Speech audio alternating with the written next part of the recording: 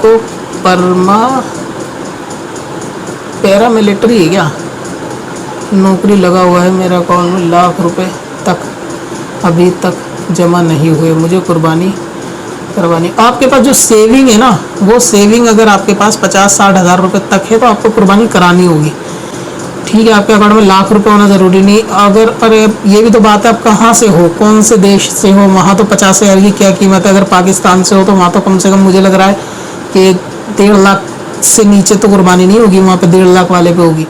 तो आप ये देखें 52.5 तोला चांदी आपके शहर में कितने रुपए में आ जाती है, बस उतने रुपए आपके अकाउंट में है तो ठीक है। लगभग आधा किलो चांदी समझ लो, जो इंडिया में 50 हज़ार की आ जाएगी। आधा किलो चांदी 50 हज़ार की आ जाएगी।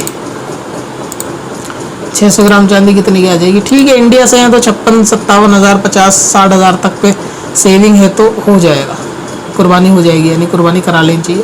हिस्सा ले लो या बकरा ले लो, पहली कुर्बानी है तो बकरा ही ले लो किसी तरह अरेंजमेंट करके, उधार करके। इंडिया में कहाँ से, दिल्ली में दिल्ली से हो क्या, अच्छा बिहार से हो तो हिस्सा ही ले लो। ये लगा दिल्ली से हो तो बकरा ले लो,